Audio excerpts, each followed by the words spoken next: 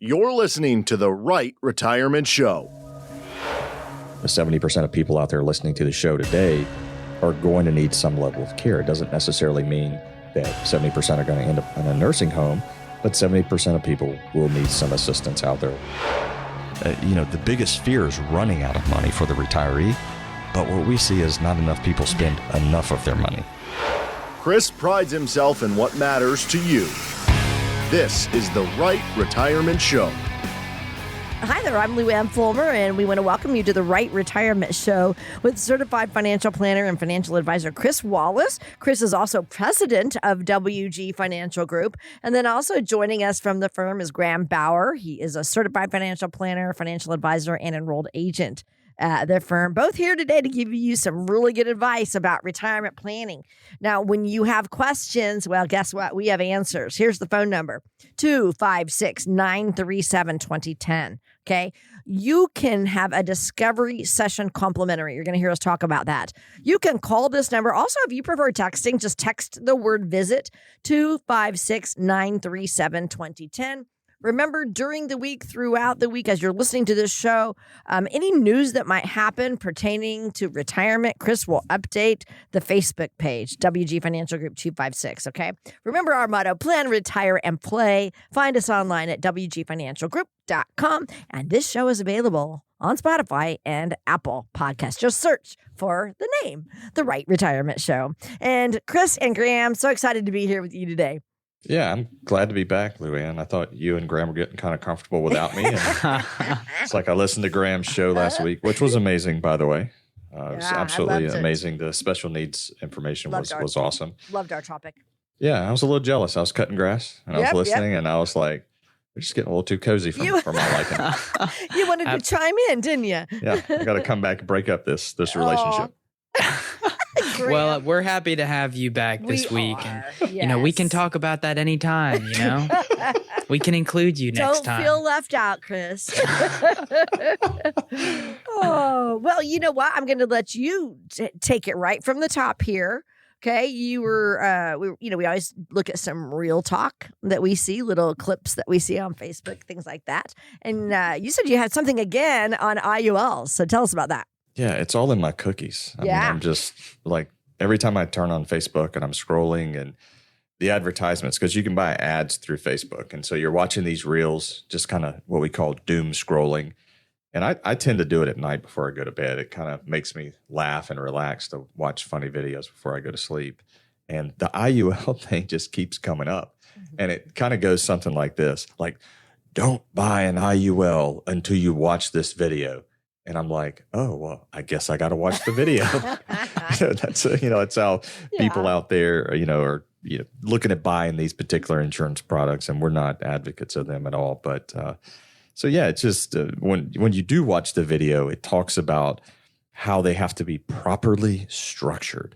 And if it's structured in a certain way, the agent makes more commission and you make less cash. And it's just going on. And I'm thinking to myself, just buy term life insurance and invest the difference in your 401k or your Roth or somewhere else, and instead of an insurance policy that is going to chew up a lot of your cash value with the cost of insurance and fees inside of that. So just beware. I mean, these videos, although I will say this, the videos that I'm referring to is like, don't buy an IUL. It was not very captivating. Oh, really? But some of these people are really good at making videos, and they have no designations and they're insurance only licensed, but it sounds really cool and unique. And so just beware, like when you're on social media, of those types of advertisements. Yeah, I get a lot of that too. It's probably part of it where you kind of hate watch. At least me, I kind of hate watch stuff like that sometimes, where I'm like, oh, it annoys me because I disagree. So I'm watching it so I can disagree in my head. So I probably see more of it because of that too. Mm-hmm. But yeah, you're right. Some of the advertising is not quite as captivating, but I think part of it too is like a lot of buzzwords get thrown out quickly, that, even if there's like some element of truth to them, it doesn't really get into the whole nuance of it. And I think that's why we try, on the show and everything to go into a little bit more detail, rather than just, obviously we're going to say the word tax plenty of times on like any show, but not just as a buzzword, as, here are some actual implications of, what that looks like from a practical standpoint. Right. Yeah. And so speaking of IULs, my son and I we were in a meeting the other day, and somebody came in with 2 different policies, and they bought them for good reason. They took some pension options that were, they basically took the 0% survivor benefit, and they needed a little bit of extra help as well. Should an early death occur. Okay. So what they bought was okay. I was okay with the concept of what they were doing, but they had 2 policies, and I couldn't for the life of me figure this out. Yeah. They had one, it's called a GUL. That's the one we use at the office for permanent policy. What's that stand for? G? Yeah, guaranteed universal life. Yeah. Okay. So as long as you pay the premium, it's good. It grows less cash value. So you're not really focused on the cash value. You're focused on the longevity of the policy. And sometimes you can buy those policies that are equipped with like a long-term care rider. So they are beneficial in certain cases, and we'll use them from time to time. But the second policy they had was an IUL. And I started going through it. My son's newer, but he's like Graham. He's incredibly sharp. He knows the rules and the tools. I mean, Christian is very, very sharp. So we're flipping through it, and he points out in the illustration, he said, look, they're showing the history of the cap rate on the index. And what we saw was the insurance company was reducing the index that the cash was tracking. They were reducing the participation rate. And actually from the start of it, they had reduced it by 35%. So where at one point they were able to get up to 95% participation into an index, it was all the way down to 60%.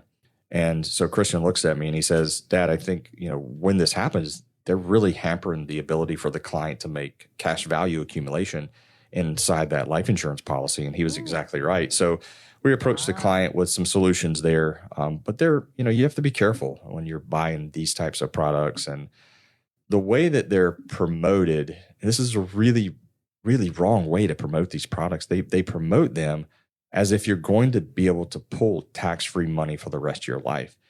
And that in and of itself that's the hardest part for me to stomach, to listen to stuff like that. Because I'm going, there's only very few guaranteed products out there. And people are going to laugh. Social Security, your pension payment, or an annuity. Those are the ways, if you're taking income off a guaranteed annuity, those are guaranteed income streams. This life insurance policy inside, or cash value inside a life insurance policy, it is not guaranteed for life. They may run an illustration, but what they fail to talk to you about when they're selling you this type of product is that 3, 4, 5 years into the policy, the carrier can start to reduce your participation in your cap rates, which hampers your ability to make cash inside the policy or make earnings inside the policy. And it also runs off track of where the illustration was run. So the illustration was illustrated at a certain rate, whatever that rate is. And then they start lowering your cap rate. Well, now you're not even keeping up with the illustration. And that's what we've seen long term is the performance inside of these don't keep up with how they were illustrated, i.e. sold to the individual. And so that's kind of my problems. I know we harp on this one a lot. And the reason why is we are about, teaching from the airwaves here and giving as much information as possible. And, do we do insurance products at the office? Absolutely, we do. Do we do them for the right reasons? Yes, we do. We feel like we do them for the right reasons. Do we sell every type of life insurance? No, because just like with annuities, there are annuities we can't stand, we despise. There are also life insurance policies that we really can't stand either. So anyway, that's real talk, and I'll kind of step down. Hopefully I don't trip down. I'm going to get off my soapbox real quick. Don't trip. I don't trip going down the steps. I'm so glad you brought that up. This is something I've never heard of before, and so that means like somebody would have to really, really read the fine print, right? Is that what you're saying? You do, but even reading the fine print, you're still going to run into things you just don't know, and you don't know to look for it. You don't know to ask for it. Oh my goodness. Yeah. So even reading the fine print, here's what you got to do. You have to find a good financial planner that you're comfortable working with, that's knowledgeable in a lot of areas. And they need to have a securities license at bare minimum, because I think when you start working or dealing with just an insurance only person, you're at the mercy of commissions at that point. And the agent makes an insurance only agent has no other way to generate revenue other than to sell product. And so you have to be careful of that. And again, not that all product is bad. I don't want this to be like what Cris says covers everything, because that's not the case. You just have to be wary and find somebody that you can trust working with. Okay. Wow. Thank you for that. Real talk. Very good. All right. So why don't we touch on the market? You guys were saying it's looking pretty good right now. It is. Market is continuing to chug along pretty good. I mean, there's been some bad news that's come out. I mean, just before the show, Graham looks at me and I was like, what? And he said, did you see it? And I was like, what are you talking about?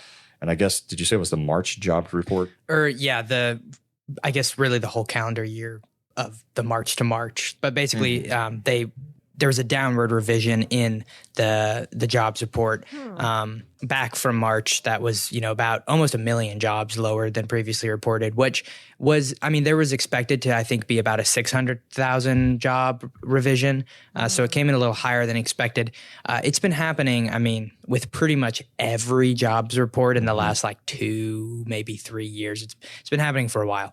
But this one was, pretty extreme from what was originally reported, and that it also follows, kind of the weak jobs report that we got last month as well, which I'm sure, Cris, you're going to get into the interest rate side of things here a little bit, but that very much is going hand in hand.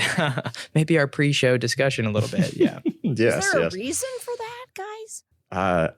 Well, didn't Trump fire? He fired somebody. I don't know why they can't get those numbers right. So here's what I've heard about it, because personally, I don't really think it's a total political thing, because Biden was getting terrible downward revisions all the time too. Yeah. I think a lot of it comes down to how we collect the jobs numbers nowadays. Oh. It's definitely changed how they've collected it. People don't participate in the surveys in the same way. A lot of it is just kind of automated through payroll.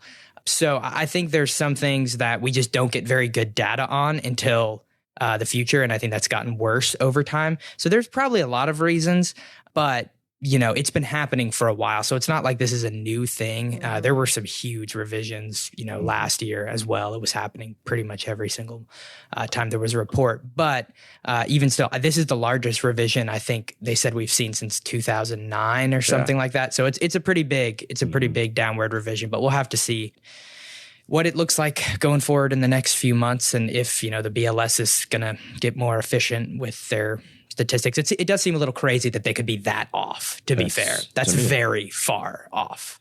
And they're running the economy, or helping to make decisions for the economy. And it's bothersome that the data is that bad off. Mm-hmm.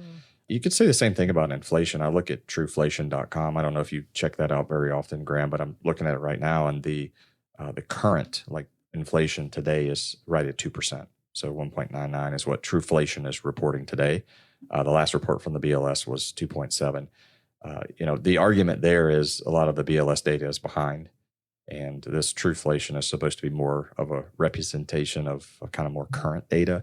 Now, whether or not it's 100% accurate, I can't say that it is, but it's fairly close to what the BLS is reporting, within 1%, but it just seems to be much more up to date.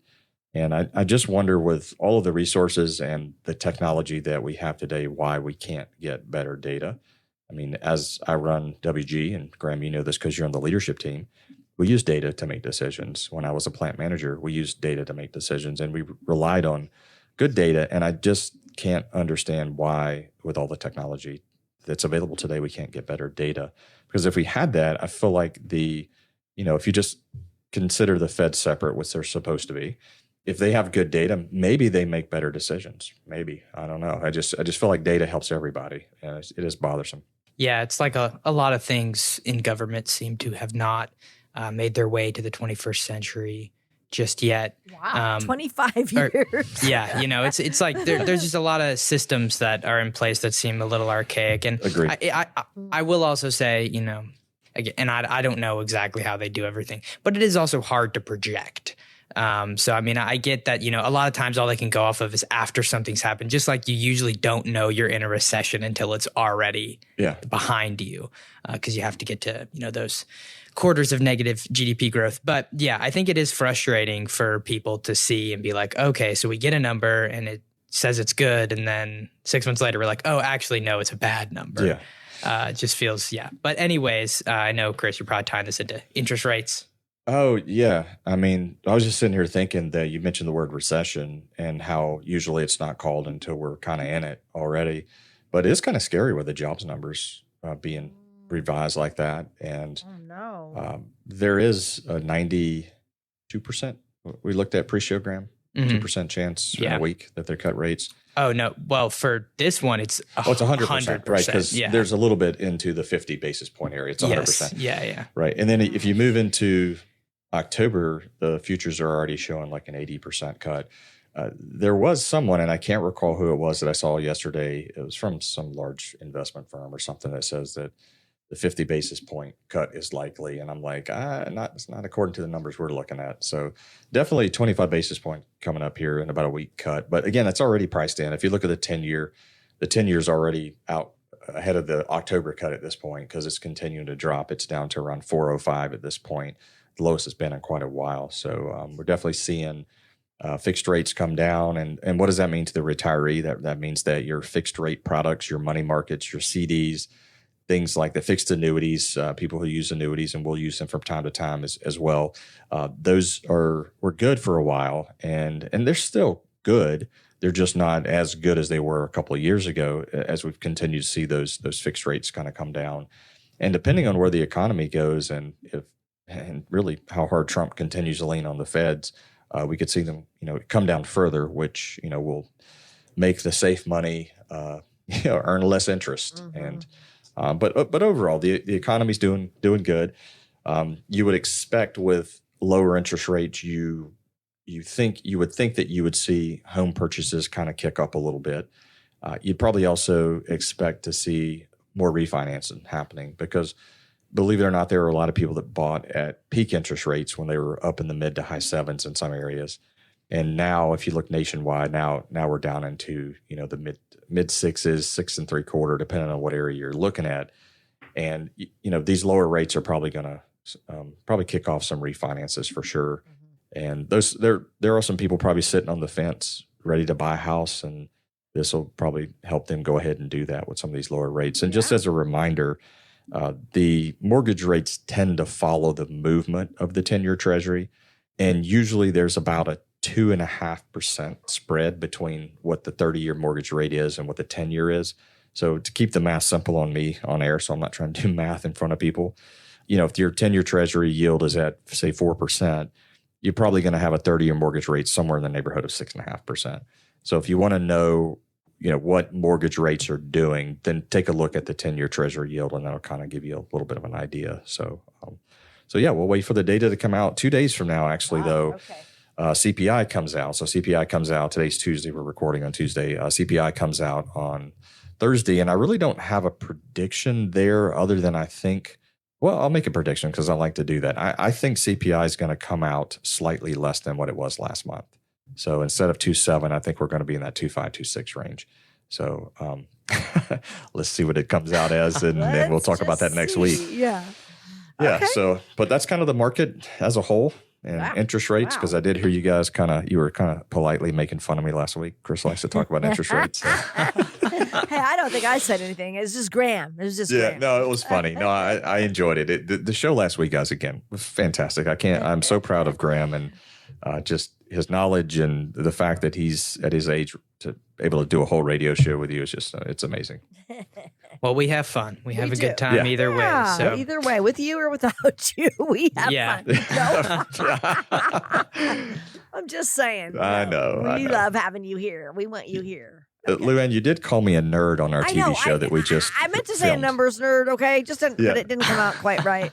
So that's better than a dork, right? Well, yes. Oh, that's nerd's the softer. Yeah, it's a softer word than dork. Did she give you a swirly after that show? No, she did not. That's funny. I did not think about that. Dang, I didn't think about it. No.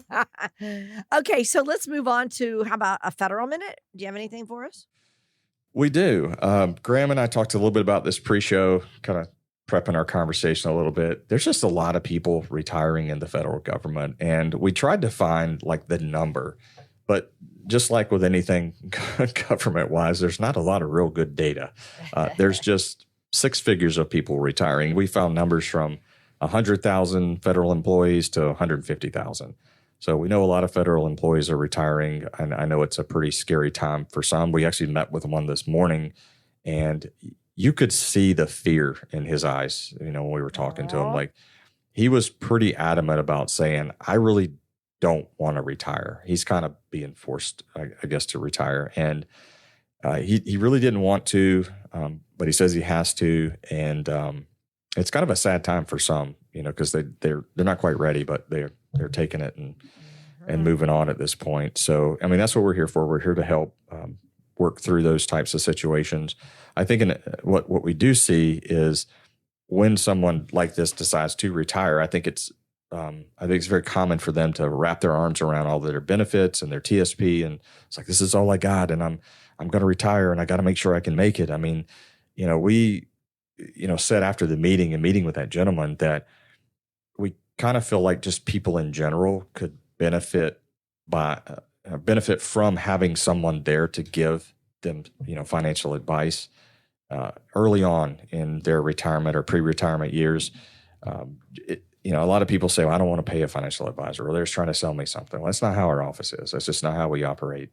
And there's a lot of good things that come from our meetings and our time with clients. And there's a lot of benefit there, even with this gentleman, as far along as he is in his work career and also his life in general. We still were able to find, like, I don't know, Graham, you sent quite a few notes out, and it's typically how we do everybody. We send a lot of notes out of just our findings, and that way you can start working on things in preparation for our second meeting. So it's worth it, we feel, to work with someone, whether it's us or someone else. Yeah, and we have a lot of current federal employees too that are our clients, I should say, and that are falling off, the payroll in a couple months. I think the only concrete number that I did see is it looked like it was pretty consistent that around 31,000 at the end of September will be dropping off. Yes, that number's payroll. Fairly consistent. Which is, that's a lot. I think, again, there's not a lot of great data on this online, but like on some of the higher months, historically, it's been like 10,000. Oh my. And so 30 is a lot in a month. And, there's a lot. Wow. A lot in the areas that we serve. So, I think it is definitely beneficial to have a plan going into it, and even just making sure that you have an idea of what you're going to do while all your benefits process. Because typically the process of getting your retirement application paperwork taken care of is more tedious than it should be, but it's not, going to take like a year. Right. And I'm not saying it's going to take a year right now, but it's probably going to take longer than usual with how many people that are going through. So I think it's definitely going to be probably a more stressful time to retire than most federal employees have had to face before. Yeah, it's already a slower process. And if you can imagine just trying to dump like water in a funnel, so to speak, if you're putting something down, like if you ever put oil in your car. Now, I'm going to tell you I'm a pro, and I don't use a funnel. I can do it without the funnel. Wow, steady hand, huh? Yes. That's about one of the few things I can do under the hood of a car. But I've used a funnel when I was younger, and you have to slow the oil down because the funnel can only take so much oil down into the engine. Well, just think about like the federal government is already a slower process, and now we're kicking out 30, and then by the end of the year, probably 6 figures of retirees. That's a lot of processing that has to take place. And you just have to imagine that before you get your first check, it's going to be a little while. And you're going to get, so just how it works is you do get kind of a partial estimated payment that starts up usually within about 30, 45 days. But to get your real pension could take 6 months, maybe sometimes even slightly longer than that. And you have to have what we call bridge money to get you from the retirement day that you fully go into retirement to when your actual pension is coming in. So just be wary of that. Just make sure you're working with somebody that understands that. Yeah. Okay. Very good. Good stuff here, guys. And one of the most important and most debated pieces of retirement planning is Social Security. And, as Cris says, patience is key. And we're going to break down with Cris and Graham why.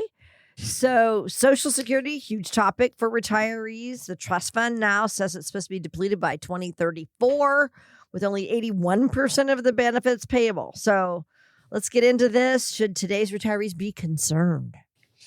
So you were mentioning Social Security, and I was kind of laughing a little bit. I hope I didn't laugh out loud and into the mic, but money is very emotional for people. Like like super emotional. And Social Security is one of those topics.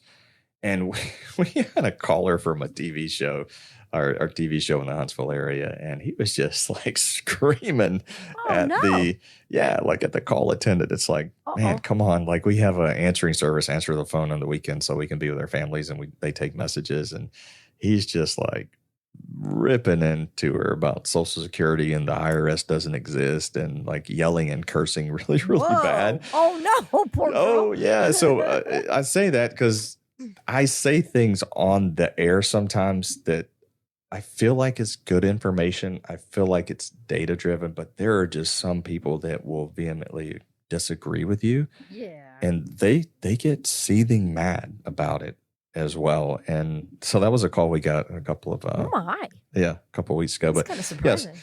So Social Security is pretty emotional. We're not going to have a lot of time before the end of this segment here. So those on the way to church are really going to want to tune into the second half of the show. We catch a lot of people riding to church on Sunday.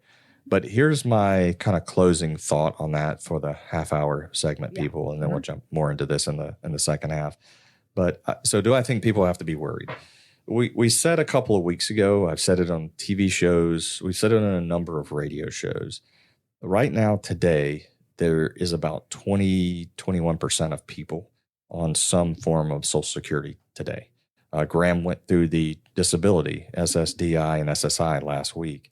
So that's a part of that. The retirees, baby boomers, widows, they're all part of that Social Security calculation, meaning they're taking benefit, a lot of them. And there's so many of them on Social Security, and we don't believe that it's going to go broke. Okay, so I'll say that. And again, I know there's arguments about, they stole from the trust funds, blah, blah, blah. I don't even want to go down that rabbit hole because we have to look forward, because we can't do anything about 45, 50, 60 years ago anyway. What we can do is look forward and say, okay, what do we think is going to happen? So I definitely don't think it's going to go broke because, like I said, 20% roughly of people are on it. But Graham, you said there's a certain number of retirees. Do you recall the percentage you were talking about that are kind of like it takes them above the poverty level? It was a significant, like 40%, was it? Well, I don't think it was quite that high. I mean, I remember, I think the number of people in total, retirees, kids, widowers, was like 30 plus million in the US or something like that. So I'd have to double check the figure. But yeah, it is a percentage point of the US population that's kept above the above the poverty line. So no, we've said this many times, but it would certainly be pretty catastrophic to even see like a 30% reduction in benefits for a lot of people, because it'd crush a lot of people. Yeah, and potentially could almost be a net loss for the government if they're pushing even more people below poverty lines. So I think that is definitely something to consider. I talked about the SSI, SSDI portion of it last week, and like the other portion is there's a lot of kids. If your parent passed away, there's a lot of kids that are collecting their parents' Social Security amount, and disabled individuals, the whole kind of gambit. So yeah, even though I've always kind of said to people, I will 100% agree with any headline that says Social Security is going towards going broke. Yeah. But if you're saying it's going to go broke, implying that it's going to happen and they're going to let it happen, like go away. That's where my disagreement would come in. Correct. And then also, just I'll say this as we get near the end of the first segment, 27% of adults or retirees typically rely solely on Social Security. So to your point, Graham, are they going to allow the program to cut 30% of benefit? Well, those 27% of individuals that rely on that as their sole source of income, that's going to put potentially a lot of people out on the street. And it could. It's a major lifestyle change. So with that, again, if you're on the way to church, hop out to Apple or Spotify, catch the whole backside of the show. We're going to talk more about Social Security as we go through the rest of the show. So I hope everybody's having a great week so far. 256-937-2010. You can set up your discovery session. 256-937-2010. If lingering doubts like, have I saved enough? Or will my retirement funds endure? Are on your mind? It's time to consult with Cris Wallace. Text VISIT to 256-937-2010. That's 256-937-2010. to book your appointment and get the answers you need. Are you a federal employee feeling pressure from the early retirement offers like VERA, VSIP, or the Deferred Resignation Program? Recent government initiatives have introduced significant changes to federal retirement programs, making employees feel pressured to consider early retirement or face potential layoffs. At WG Financial Group, we help guide federal employees through these uncertain times. Our team understands the complex federal retirement systems and can help you make informed decisions. Call 256-937-2010 to schedule your complimentary discovery session with us today. We'll help you assess your options and create a personalized retirement plan to help you feel more confident. Visit WGFinancialGroup.com or call 256-937-2010 to book your session. Firm is not affiliated with the U.S. government. Investment advisory services offered through AE Wealth Management, LLC, an SEC registered investment advisor. Market fluctuations can be unsettling, but a resilient plan can help maintain stability. Discuss how you might fortify your retirement strategy with Cris Wallace. Text VISIT to 256-937-2010 today to begin. Remember, text VISIT to 256-937-2010. And remember, you can text too if you prefer texting. You can text the word VISIT to this number, 256-937-2010. And we're so happy to have you along with us today on this Sunday. I'm Luann Fulmer. And of course, I'm here with Cris Wallace and Graham Bauer. And we are going to get into Social Security now and have a really good discussion about Social Security, because it is a big topic for retirees and really misunderstood, I think, as far as one part of retirement. First question I want to ask you guys is, give us your top reasons on why someone should wait on claiming Social Security. So I think there's a lot of reasons why someone should wait. I will kind of lead in to what I said a few minutes ago, where Social Security it is very emotional for a lot of people. There are people that'll collect because they're afraid of it's going to run out or going to go broke. There are people that say, hey, I just want to get my money. It's mine. I'm due. I want to get it. And so there's a lot of reasons why they do it. And sometimes I would say it's an incredibly knee-jerk reaction type movement when it comes to claiming Social Security. And I'll kind of give you some examples, and then Graham, we can kind of elaborate together a little bit further on this, back and forth. But right off the bat, we see it as tax advantageous right off the bat. So I'm not even going to talk about the break even. So some people are out, not some people, there's a lot of people out there right now that run the break even, and we're going to talk about taxes. We're not going to talk about the break even. Do you remember, real quick, that Allen Iverson, we talking about practice basketball, where he was in a press conference and they were asking him about practice, and he's like, we talking about practice? We talking about practice? I don't know. I don't think I've seen that. Oh, you need to look it up on YouTube. There'll be some listeners out there that'll know what that is. And today we're gonna talk about taxes. Today we're gonna talk about taxes. So Social Security is I'll actually try to post that somewhere, maybe on social media, just that clip I'm talking about. But I assume this is a little before my time. Might have been, yes. Allen Iverson, yeah. Anyway, so we'll move on. So taxes and Social Security, so it's tax advantageous. So 15% of it we know is free. So because only up to 85% of it. And a lot of our federal employees we work with, and engineers with pensions and high net worth pulling RMDs. You're going to push your Social Security into a position where 85% of it's taxed, but still you get 15% for free. Mm-hmm. And so that's one way to look at it. And that's ultimately pretty much our top reason. Running a really close second, and maybe sometimes even an even first, reason not to collect would be for spousal protection. So we've got some individuals out there today who made that knee-jerk reaction. They said, I'm going to collect at 62 because, it's going broke, or I want my money. And when they collected at 62, they penalized their benefit by 30%. Not only did they penalize their benefit, they also potentially penalize their spouse's benefit when they pass away as well, if they are the high income earner, because they collected early.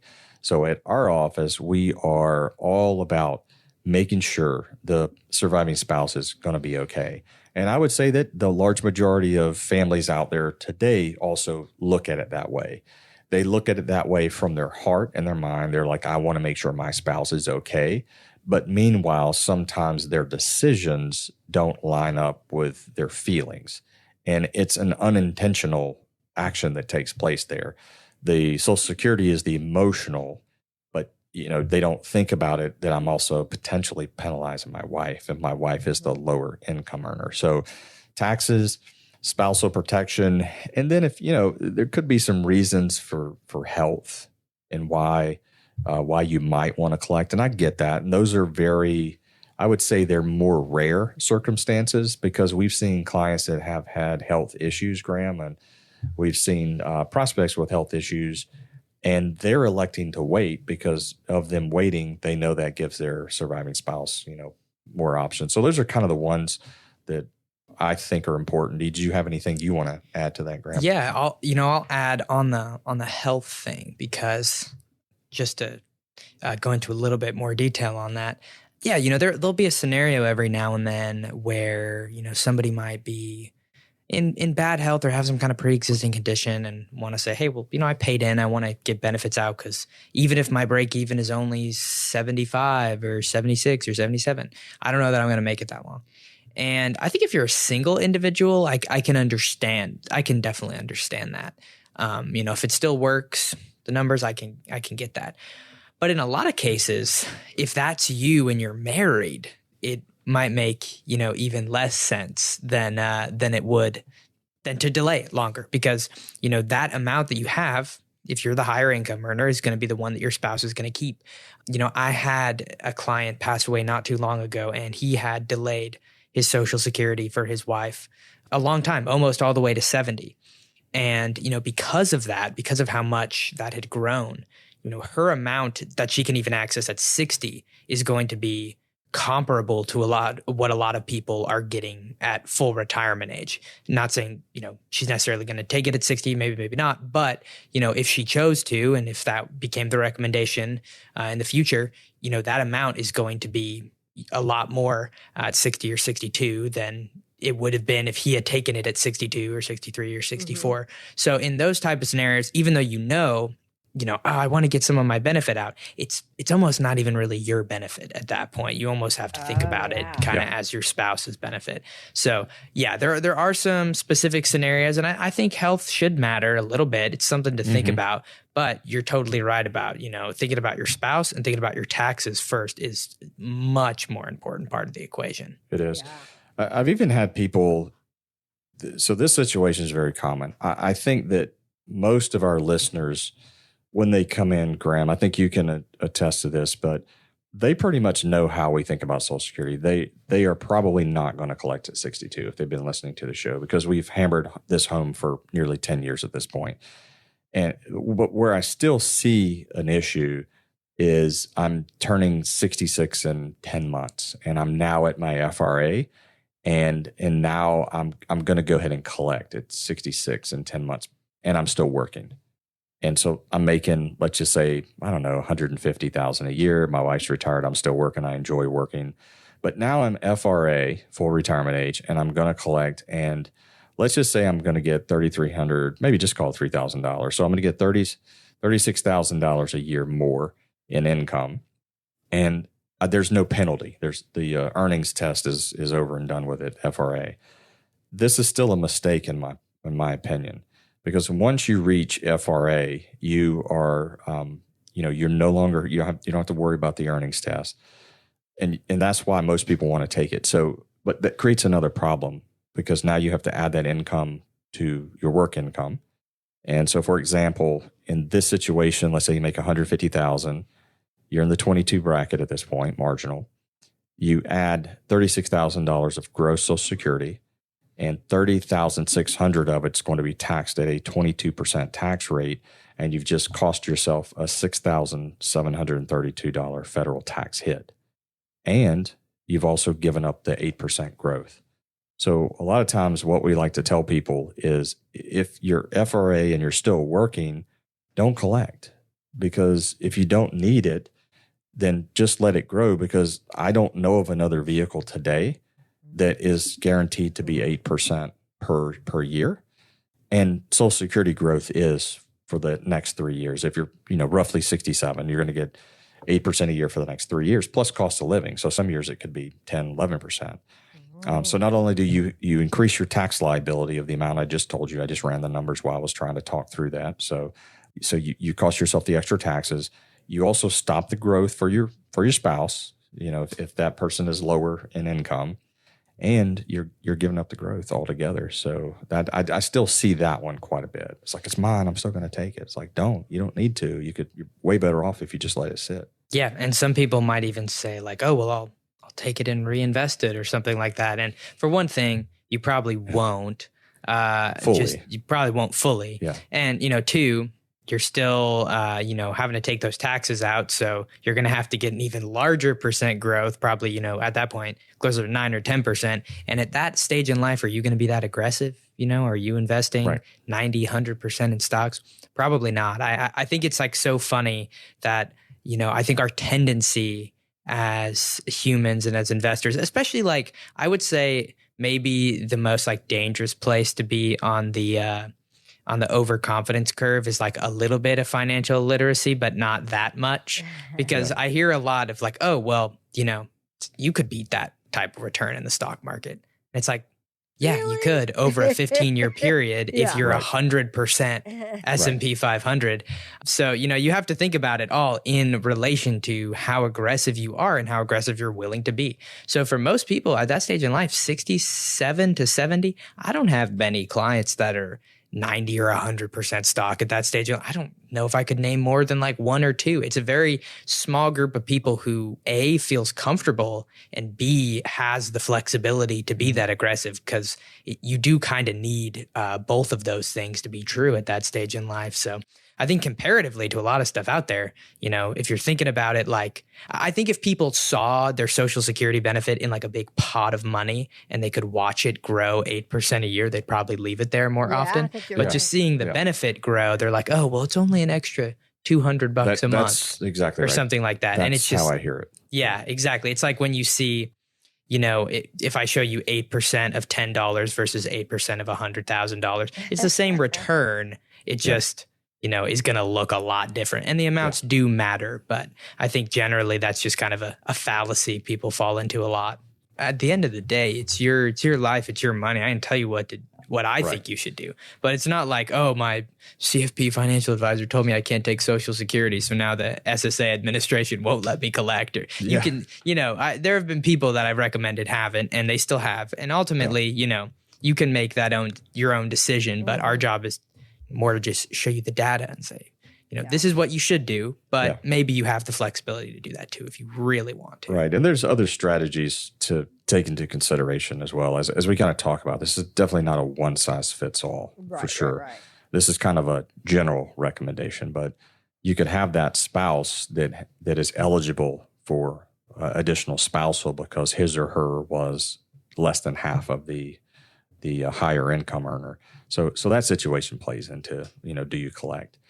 There are ways, if you do collect and you're just really bent on claiming, then there are ways you can reduce or offset that. You can do a little bit more pre-tax in a 401k, HSA. If you're not on, well, you can't do HSA if you're signed up for Social Security because you automatically get signed up for Medicare. Oh, yeah. So there's certain ways you can kind of offset some of the tax on it, but there's not many. You run short of options north of 65. Or shorter of options north of 65. So again, I don't want it to seem like it's a one-size-fits-all strategy because there's several things that I think you do have to consider. And then one other thing, just as I was talking about spousal and eligible for the half of the FRA amount, we've talked about this before. I just want to go over this rule again. For husbands and wives that are, you going to use that strategy. So let's say the wife didn't work and the husband. Well, the wife did work. She stayed home and raised the kids, which is really, really hard. Arguably, maybe harder than what the husband was doing at the office. Getting to leave and getting paid for it. People. Getting to hang out with people and have like adult conversations. So, so let's just say we got a situation where the husband's going to get $3,000 at FRA, and the wife is going to rely on the half. So the rule is this: the husband has to file. In this case, the higher income earner has to file. And then the lower income earner files behind the husband in this case, and then they're eligible for half. But the half rule is only half of the FRA amount. So if both spouses wait until FRA, then it's exactly half. So it would be $3,000 and $1,500. If the lower earning spouse did have some income and they were able to claim off their own benefit, and let's just say they started at 62, their benefit would be penalized. And therefore, when the husband filed, it would not quite be half. I hear a lot of times, well, she's going to get half of mine. Well, no, she started at 62, so it won't quite be half. It'll be close, but it won't quite be half. So that's kind of how it works. The other confusion that I've heard before, I've heard it multiple times, is, well, I'm going to wait till 70 because if I wait till 70, my wife gets half of my 70, and that's not the case. It's half of the FRA amount that she gets. So just bring some clarity to that because we've talked about it a little bit before. We don't harp on that a lot.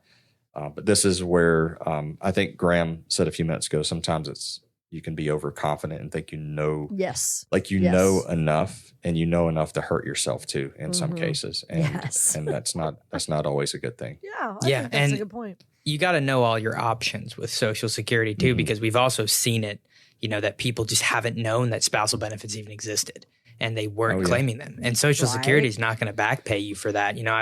I could go over 15 scenarios of people who we've talked to and they haven't known about this Social Security benefit that they could have been getting or this one. And, it's not something where if you come into the office, we're certainly not guaranteed to find some special little Social Security benefit. Here's a loophole. Get you extra benefits. Don't claim Social Security until you watch this video. Yeah, exactly. Oh, no. There really isn't like this deep spider web of like crazy strategies for most people.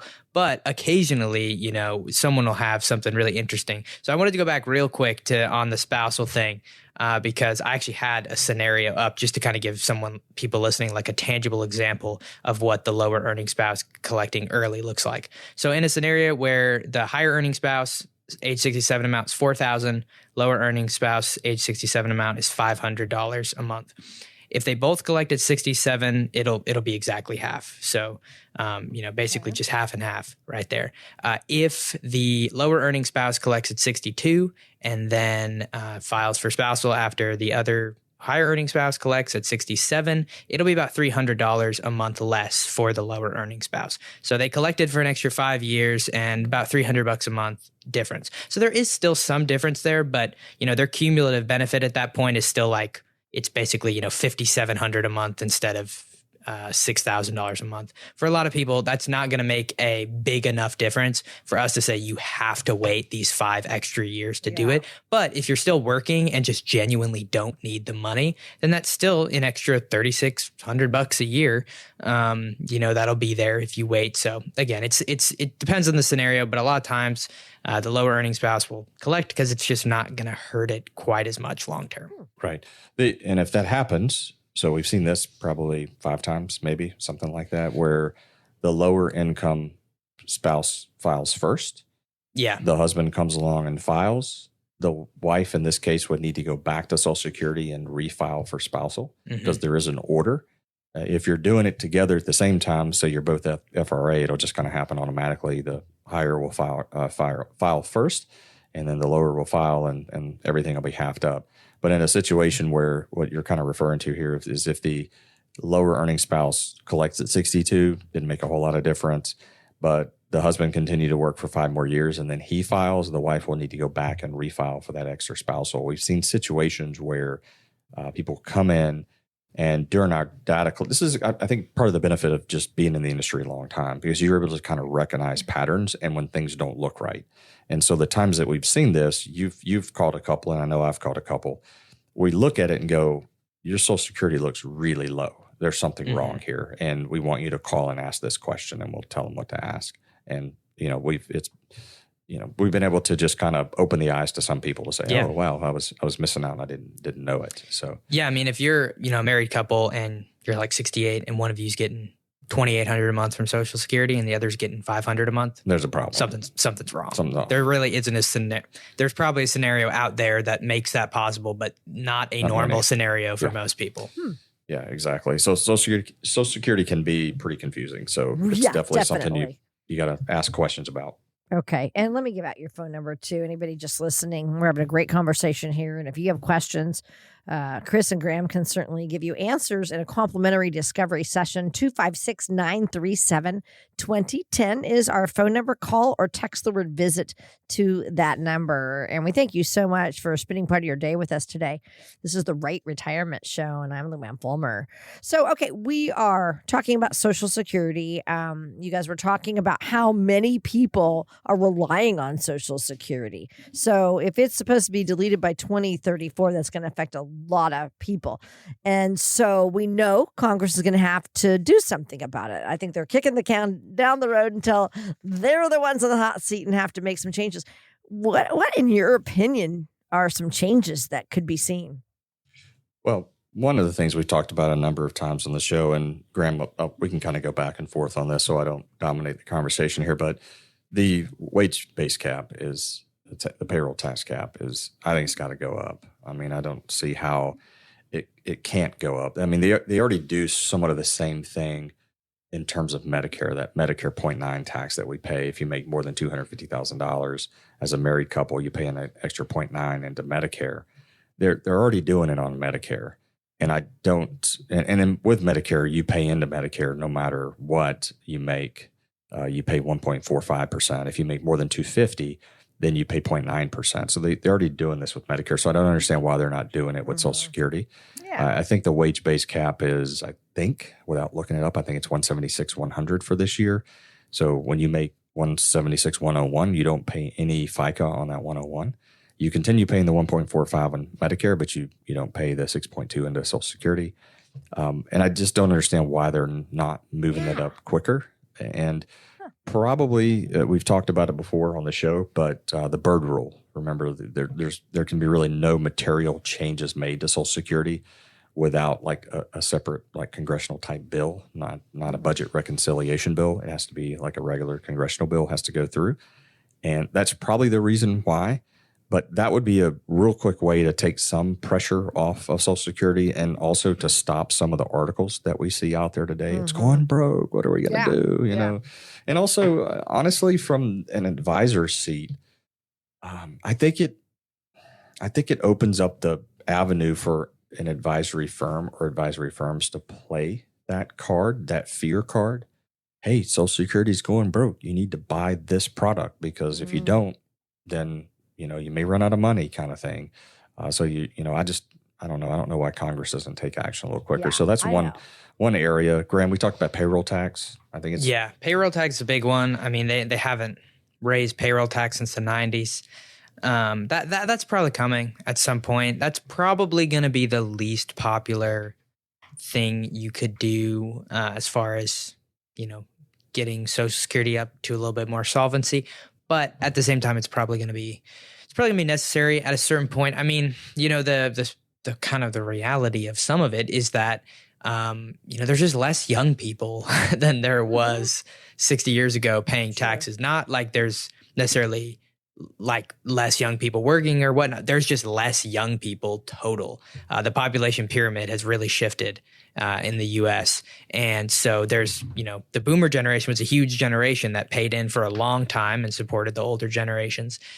So they were kind of, were able to have the luxury from being a bigger generation of paying slightly lower FICA taxes and still keeping Social Security solvent because there was so many working young people at the time. So, I mean, obviously, I think part of that is probably, some of the government's feelings towards wanting to get the birth rate up a little bit and all of that. But either way, I think just with that fact, there's going to be, all the young people today are going to have to pay a little bit more at some point. I would imagine that maybe we'll even see an adjustment to what full retirement age is, but I wouldn't freak out about that if I was someone right now, because I'm, similar to how they did it last time, where, when they raised it, you had that tier for a while where if you're born in the 50s, we're getting like to the end of that pretty soon. But, if you're born 1960 or later, right now it's 67. And then before that, you had the 66 and 6, 66 and 8, 66 and 10 for the full retirement ages. But it just makes you think, because over the last few years, really over the last, 10, RMD age has gone up like 5 years almost. It went 70 and a half, 72, 73.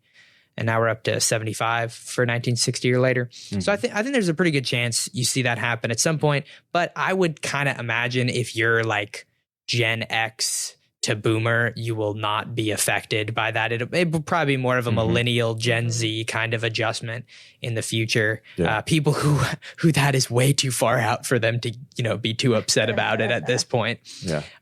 So I would maybe think of that too, but I think FICA, the wage-based cap are probably the two big things to look at. They could add something like an additional Social Security tax, like they have an additional Medicare tax. I haven't really seen that get thrown around, but the two options when you look at similar to the great, debate of the U.S. economy, it feels like, or U.S. debt, I should say, where it's like, do you try to raise more revenue or cut expenses? Because if you want to balance it, you have to do one of the two or both. And I think Social Security is going to have to make the same decision. And as we've mentioned earlier, I think cutting benefits is going to be a much, much, much more painful switch to people than raising, revenue by taxation. So you're probably going to see that in a few different ways. People tend to get grandfathered in. So I don't think people nearing retirement right now, like within 5 to 10 years, should really be that nervous about it. But I mean, it's also reasoning that if you're a younger person, it's good to be planning for the future, because I'm pretty confident the next 15, 20, 30 years, 70, 80, who knows, Well, if you look at other countries, Denmark this year just moved theirs to 70. Yeah. So by 2040, 70 will be the full retirement age. And I think there's been like France, Spain, Belgium, Germany, United Kingdom. There's a lot of countries raising that, doing that. I have to imagine that we'll probably follow suit there and raise that also. But I definitely agree with the payroll tax. I think that's probably going to happen. And I just, as you were talking, Graham, it's really funny. There's already a stigma with boomers because, the younger generation, that's a burn, for them. Like, oh, boomer. That kind of thing. I've been called a boomer by my daughter's friend before. Seriously? She's like, oh yeah, but she's teasing with me. Yeah. Well, she's a Zoomer, right? You heard that term? That's the Gen Z. Yeah, term. It's the Gen Zoomers. Z. No, she knows to be good, or she won't go on any more vacations with us. That's right. So there she you knows, go. and yeah. So, I agree. All of that, Graham, is probably going to happen. And who knows? They may even change the cost of living adjustment as well, and how that's calculated. Yeah. And that's why I know that when we're building plans at the office, we're kind of trying to, obviously we want to build plans off of data, but then there's also things that we want to try to do to anticipate potential things that Congress may or may not do in the future. And how do we estimate more conservatively? We are out of time, guys. This has been a great discussion. Why don't you close out on how Social Security fits into your Rite retirement process? Yes, we are. I just looked at the clock, actually. Thanks for reminding me, Luann. You're not here to punch me. So No, I'm not going to punch you. I need to do a better job. So so Social Security is one of those guaranteed streams of income. It kind of falls in the R within the process, and RITE, and so the retirement income. So we take it seriously. We don't make an emotional decision with families. We talk about what matters most, what will help the plan the most. And then ultimately, as Graham kind of noted early in the show, we're kind of like just the coach. The GM can always overrule the coach and do whatever they want. So our families are always the GM. They're ultimately the boss. It's just our job to go over numbers and go over rules and things that make their plan kind of perform the best. So if you'd like to sit down and do a discovery session with myself or Graham, you can give us a call, 256-937-2010. Again, the number's 256-937-2010. I hope everybody has an awesome and blessed week. And remember to serve every person in every situation with a servant heart. Graham Bauer holds the enrolled agent designation, but is not currently offering tax preparation services. Neither the firm nor its agents may give tax advice. Individuals should consult with a qualified professional for guidance before making any purchasing decisions. Investment advisory services made available through AE Wealth Management LLC, AEWM. AEWM and WG Financial Group are not affiliated companies. Insurance products are offered through the insurance business WG Insurance Services. WG Financial Group is an investment advisory practice that offers products and services through AE Wealth Management LLC, AEWM, a registered investment advisor. AEWM does not offer insurance products. The insurance products offered by WG Insurance Services are not subject to investment advisory requirements. AEWM and WG Financial Group are not affiliated companies. companies. Investing involves risk, including the potential loss of principal. Any references to protection, safety, or lifetime income generally refer to fixed insurance products, never securities or investments. Insurance guarantees are backed by the financial strength and claims-paying abilities of the issuing carrier. This radio show is intended for informational purposes only and is not intended to be used as the sole basis for financial decisions, nor should it be construed as advice designed to meet the particular needs of an individual situation. WG Financial is not permitted to offer, and no statement made during this show shall constitute tax or legal advice. Our firm is not affiliated with or endorsed by the U.S. government or any governmental agency. Information and opinions contained herein provided by third parties have been obtained from sources believed to be reliable, but accuracy and completeness cannot be guaranteed by WG Financial. This radio show is a paid placement.